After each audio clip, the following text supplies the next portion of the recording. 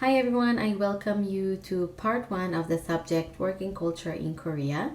Today we will discuss about hierarchy, which is a key concept to understand when working with Koreans and doing business with Koreans. Great, let's get started. So basically the background for hierarchy, as I'm sure you might have guessed, is coming from Confucianism and the 5 relationships. So if you remember, we discussed about the 5 different relationships that Confucius was talking about, and we discussed that almost all relationships except between friends has some type of hierarchy. And basically because every relationship that we have falls under one of those relationships, hierarchy is very important. But when we're talking about hierarchy in business, it is important to understand that we're not only talking about who is higher in the ladder and who has a better position or better title. As hierarchy is not standing on its own, it's also related to other concepts in Korean culture, such as social status and balance of power, which we'll talk about a little bit later in the course. So hierarchy is not just a concept that stands on its own. It's a breathing, living thing that is also related to many other aspects of Korean culture. And this is one of the reasons that it's rooted so deep in Korean culture.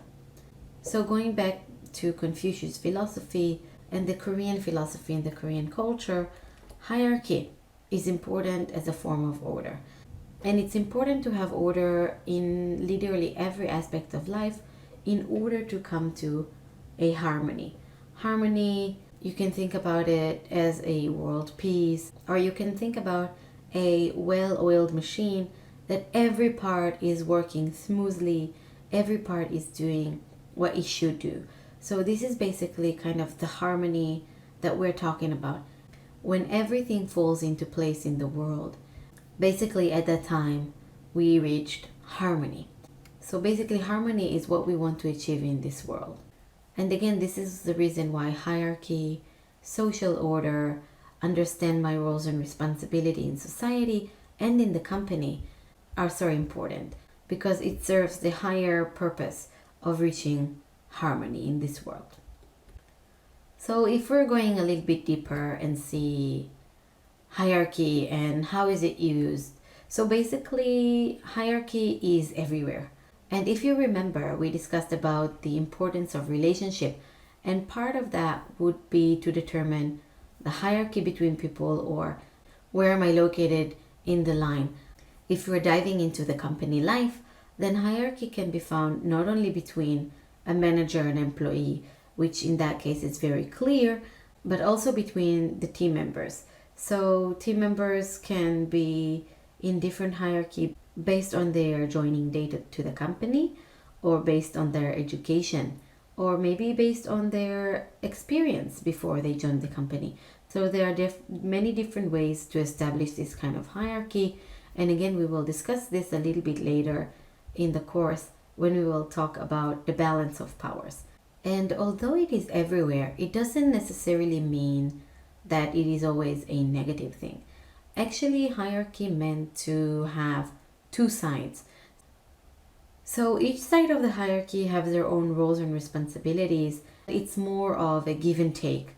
So for example, if we take it to the company life, we have a manager and an employee.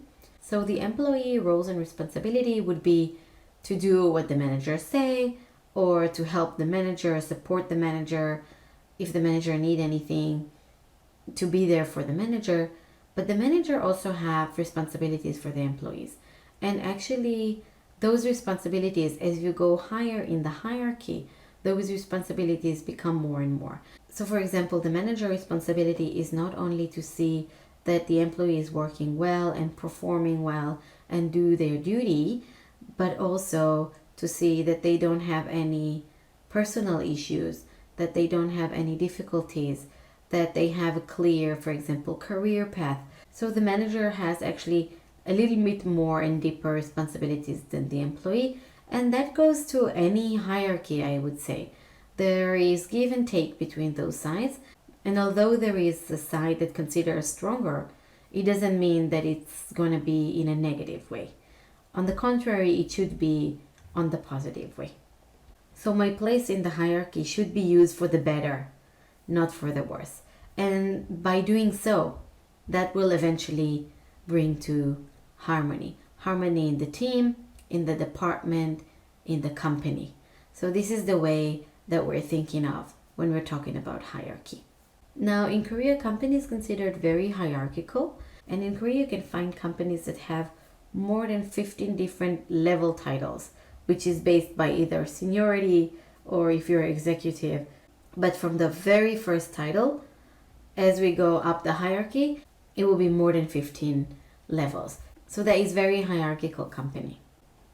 Great, so we have finished the introduction of hierarchy, and in part 2 we will discuss a little bit more about the gap that it can cause and also what we can focus on in order to have a better collaboration when we're working with Koreans. So I'll see you in part 2.